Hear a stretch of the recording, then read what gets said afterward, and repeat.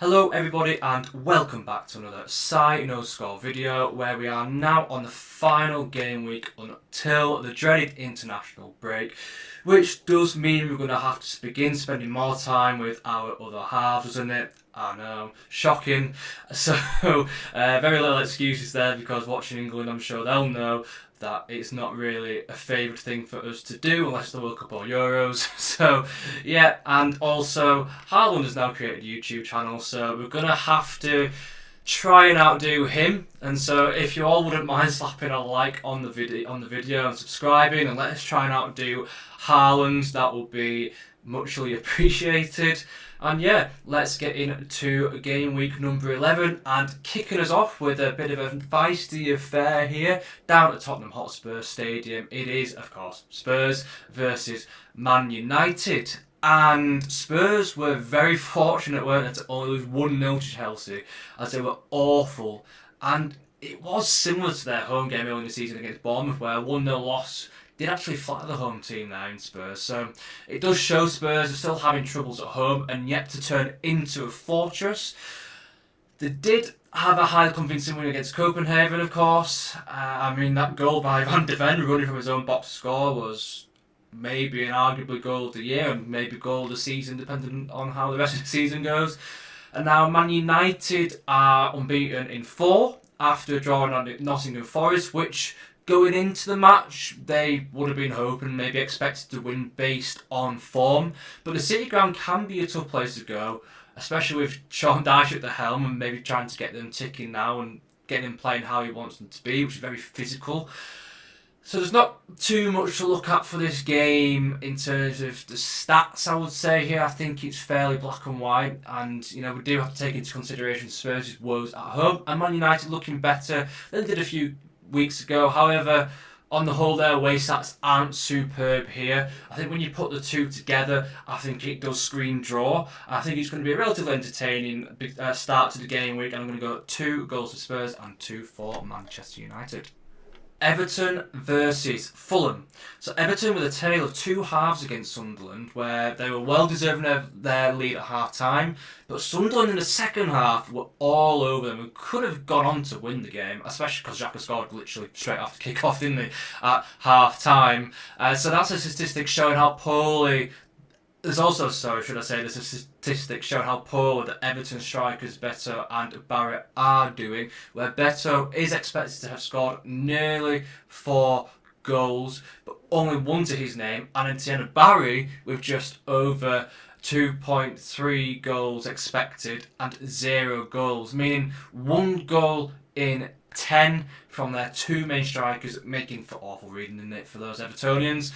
Moyes actively came out, didn't he, last week in his press conference, stating that they are looking in the transfer market at other options, which, as you can tell, is definitely needed. I'm very surprised, actually, just how poor Gerard Barry's been. I looked at him, I thought that's a really good signing for Everton when he came, but he's just not adapted, he's just not found his feet yet in the Premier League.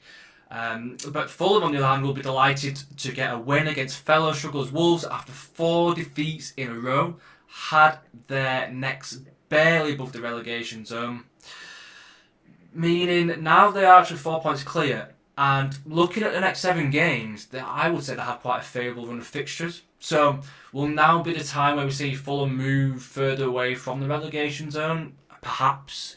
I still worry for their away form though, where they do seem to leak goals, which I do put down to their style of play, because Marco Silva does try to get them playing the front foot, which pros and cons, of course. This could be tight, considering Everton are quite reliant at the moment on Ndai to score, and Grealish assisting, although he's not being that creative. Well, I say he's not being that creative, but when you've got strikers like Beto and Barry that can't finish the dinner, then I suppose you're not going to look that creative, are you? But yeah, when you basically Ndai and Grealish are the ones trying to carry the team forward in terms of goals at the moment. So I think when you put it all together, based on Fulham's away form, and even when at home Everton have been under cosh against good teams, they still do get over the line for the most part. I'm going to go with a fairly convincing. And you know what? I'm not going to go that convincing, actually. I'm changing my mind. I'm going to go with a 1-0 here to Everton. West Ham versus Burnley. And West Ham have they actually turned the corner after a well-deserved win against Newcastle? They've still got a long way to go, of course, but well, especially before we can say they're well and truly back. It's only one game, isn't it? So you never know. There's a long way for them to go as well for them to be in contention to say that they are going to survive this season. However, I do maintain the fact that they have a very good forward line with Bowen having one of his better performances as well, and Paqueta seems to be performing well too. So when you've got the likes of those coming together, you do think something can happen in front of goal. The only problem is the striker position, where Callum Wilson hasn't looked great and knows Fulkrug. So, maybe similar to Everton in that sense, where the striker position isn't looking too amazing right now. The first few games from Nuno, there were some questionable lineups, but he did get it spot on against Newcastle, especially with Freddie Potts doing a stellar job in midfield for the Hammers one day, and people are counting him as the next Declan Rice. So early days, and we'll see, because they've even had players in the past like Reece Oxford, haven't they, who we thought were going to go to do big things but never did. So let's not get ahead of ourselves there. In Burnley, on the other hand, you could say had a free hit against Arsenal, and I think for a newly promoted side to only lose by 2 goals isn't too bad at all, especially when goal difference could be a factor at the end of the season. Burnley had a great win against Wolves away from home, didn't they? With their other away matches being against tough opponents so far. So the one time they faced a team that was nearer to them in the table, they beat them. So that's a positive, isn't it? It's something to factor in and consider. So this is a real tough one to predict for me. And Burnley have been very clinical in front of goal, with Dubravka being a brick wall at the back. And that's, when you do watch the games, the other teams generally have more of the possession, more of the play, tend to create more chances. But again, Burnley being a brick wall at the back from time to time, or most of the time even, and being able to hit teams on the counter-attack. So look, I think West Ham as well are better when they're counter-attacking, just based on the players that they have. So I do expect here that West Ham will have the better of the ball, which I do think could be a detriment to them. So I'm going to say that they're going to struggle to break Burnley down overall. However, I do think they'll still score, but I also think Burnley will probably nick a goal on the counter-attack. So I feel as though the Newcastle game, I'm not going to look too deep into that at the moment. It's only one game from the first 10. So I'm going to go here for Burnley to nick a draw, and I'm going to go 1-1 at the London Stadium.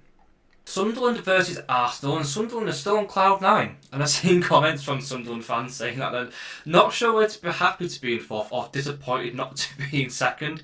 I mean, look, it's funny how the expectation of teams can change so quickly. As a Sunderland fan, I'm sure you would have been buzzing with your survival, and now you're disappointed potentially with not being in 2nd place after 10 games. So it's a funny old world how expectations quickly change, don't they, in football. So yeah, let's not get too carried away just yet, Sunderland fans. I mean, look, you're doing unbelievably well, and perhaps should have gone on to beat Everton, with Issa missing a big chance later on the game, didn't they? I think about the 80th minute.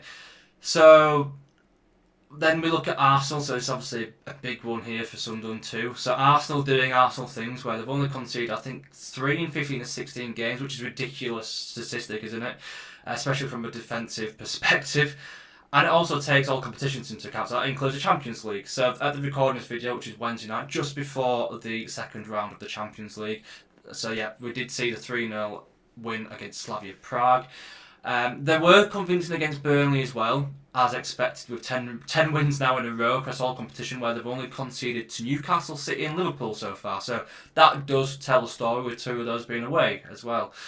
So look, this is obviously a free hit for Sunderland, unless you truly do think Sunderland can potentially challenge for the title here, but I think that's a little bit too far-fetched. I think you can agree on that.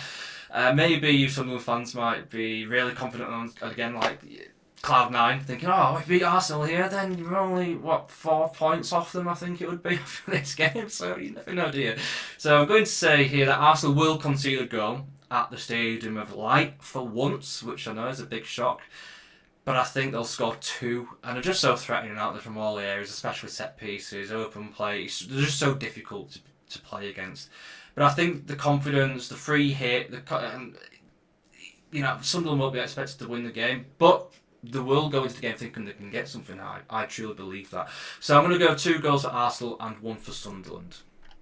Chelsea versus Wolves, and Chelsea only recently beat Wolves at the 4-3 in the Cup and were incredibly convincing more recently against Spurs.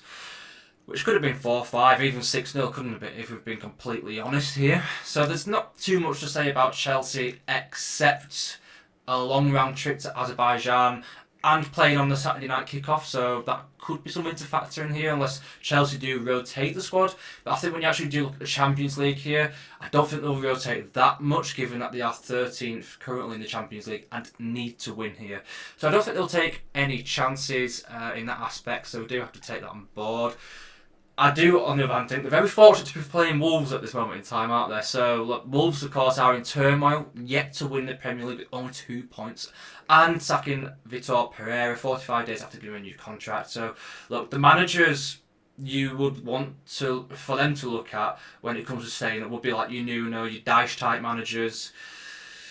But unfortunately, those managers have already gone, haven't they? And who do you take at this point? I mean, look, they recently linked to Gary O'Neill, and he's since withdrawn his application, which probably makes sense for him for where his managerial career is at. If he gets a relegation on the CV, it could be curtains for it. But look, we know Wolves look pretty doomed. So the talented with Brendan Rodgers, Robbie Keane as well, who's currently managing Hungarian team Ferencvarosi. I hope I didn't butcher that name too much. Ferencvarosi. There we go, got it third time, eh? And Rob Edwards, who seems to be probably the strongest link right now. But of course, Ten Hag was mentioned too. So, if you look at the odds and the bookies and everything else, no one knows where it's going to go right now. I think for Rob Edwards, would you want to go from a team that are currently challenging to win the championship, or at least automatic in the championship, in third place, to then go to what looks and seems to be a doomed Wolves? It's a difficult one, because if you do take charge of Wolves, you know next year that you're going to have the best chance of probably winning the championship, haven't you? So, do you look at the long-term part of it, or do you go with Borough, who potentially can go on now and be in the Premier League next year?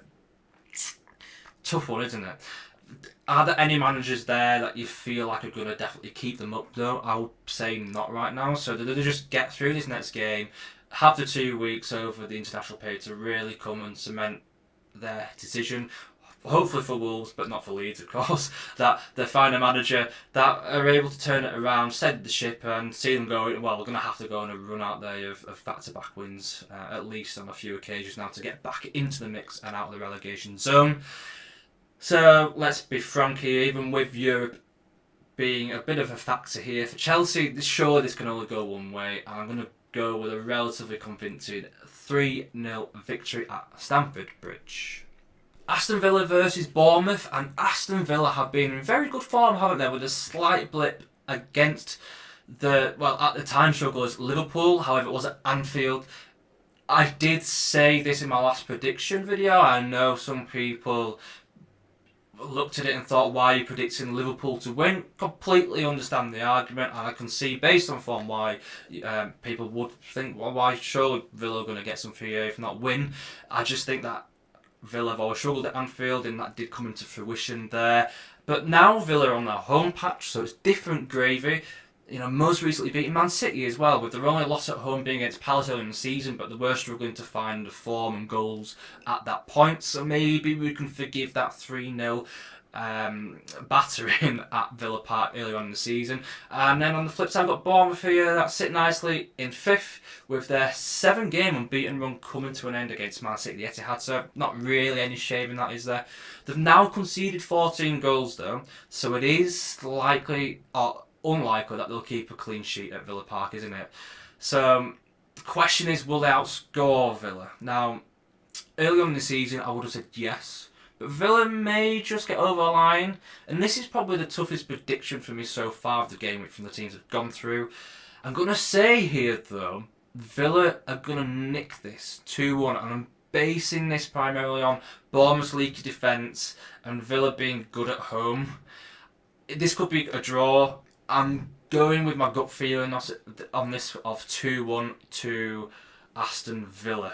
So 2-1 is the final score there. Brentford versus Newcastle, and Brentford are looking more like they did under Thomas Frank, so fair play to Keith Andrews there. He was a big worry for me, and I'm sure the majority of people. with him being at the helm at the beginning of the season, especially with the loss of key players too, and they weren't looking amazing at the beginning of the season, were they? At home, they'll give anybody a game, as we've seen, so this will be factored into my prediction here.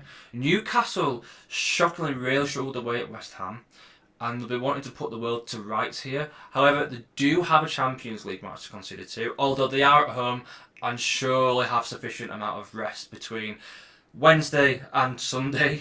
Also, they're yet to win a game away from home in the Prem, and this must be considered too after losing to a team in the worst form or second worst form at the time in the league, and Brentford looking quite good, especially at home.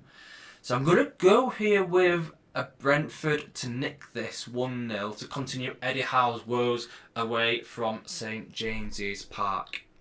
Crystal Palace versus Brighton. And Palace are a bit of a funny one with their form recently, especially since their unbeaten run came to an end. And when they're on it, they look extremely good. With the 5th best defensive record in the Prem. But can they maintain their back-to-back wins against Liverpool in the Cup and against Brentford too, most recently at Selhurst Park? Brighton, on the other hand, put Leeds to shame, didn't they, after a really comfortable win. Even with a mid-week fixture at Arsenal and with multiple injuries to some key players there, really showing that they do have decent squad depth and a young manager who's capable of getting them to play some good football and adapting, being pragmatic. So fair play to Hurtzler. I put Brighton in the same category as their South Coast rivals, ironically, with Bournemouth, regarding their style of play where they're good going forward but can be concerned at the back. Which ironically shows too, where both Brighton and Bournemouth have both scored 17, where Bournemouth have conceded 14 to Brighton's 1, so there's only 1 goal difference and they've scored the same amount of goals. So something to factor in here when it comes to style of play and how they're currently operating as well between both South Coast clubs. Now, we only have to look a couple of weeks ago where Palace and Bournemouth had a 3-3 thriller at Selhurst Park, and I can see something similar happening here. Look, in that game, Palace could have and should have beaten Bournemouth here. So I'm going to factor that in, especially because Brighton right now aren't currently hitting quite the heights of the results that Bournemouth are hitting. So I'm going to go with 3 goals to Palace and 2 goals to Brighton.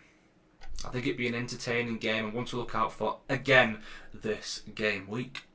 Nottingham Forest versus Leeds, and another bottom of the table clash, or relegation zone clash even, maybe that makes the most sense here. So look, Forest getting a point at home to Man United, it felt like a bit of a relief for them maybe, and although you could say that they probably should have gone on to win the match, especially after overturning that 1-0 deficit.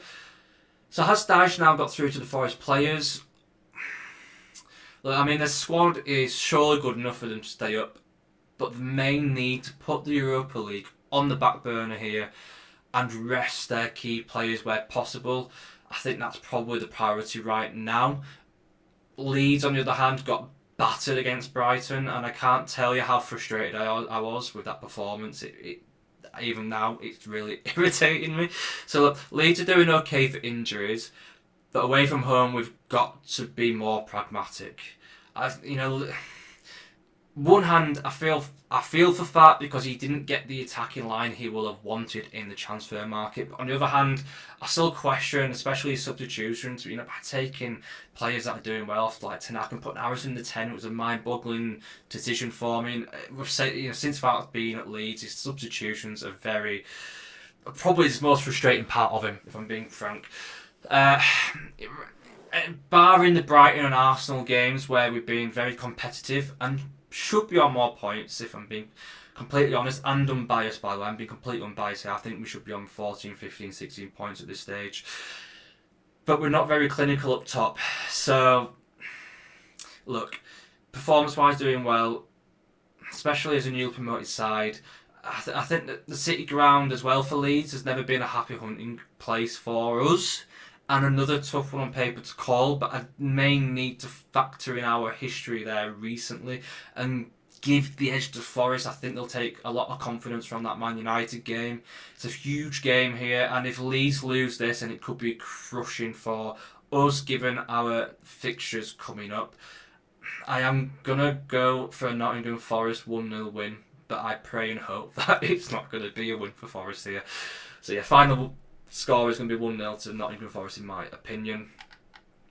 And now, last but not least, we move on to the smallest match of the game week, of course, in Man City versus Liverpool, where Man City haven't looked too shabby since mid-September after their loss against Brighton, with their only blip away at Villa Park. So they do sit second now, 6 points behind Arsenal, and Haaland just seems to be scoring goal after goal after goal. So who can stop this train? Will it be Van Dijk or the inconsistent Konate? Will Conor Bradley show what he seems to do against Vinny Jr. and help stop them supplying to Haaland? Have Liverpool now turned a corner after convincing wins against Villa and Real Madrid? There's a lot of question marks, isn't there, especially over Liverpool still. Or should there be? They've been convincing now. What I would say about Liverpool is I think Slot's finally found a balance, hasn't he? You've still got, he's put Szoboszlai in the middle with McAllister, Gravenberch holding, and then Florian out wide, haven't you, with Gakpo coming on. Ekitike as well seems to be doing well at top. So I think he's definitely started to find a balance there. I think having all the attacking power that they were trying to put together at the beginning of the season, it just wasn't working for them. So I can see the same starting lineup as they had against Real Madrid, against Man City here. So I think this could be a tight fixture. But can they stop Haaland? Haaland's not been that impressive against Liverpool. In his 4 appearances in the Premier League against Liverpool, he's only scored the 1 goal, so why not? I think this could be down the middle. I'm going to go on the fence, and I'm going to go Man City to score 1 and Liverpool to score 1. And that's it for this game week. So again, thank you very much. Please do slap a like and subscribe on the video. As mentioned in the video, let's outdo Haaland. That would be absolutely bliss. And of course I'm being sarcastic, but yeah, any likes, please comment your predictions below. And until then, have a great week and see you in the next one, which is after the international break. Bye for now.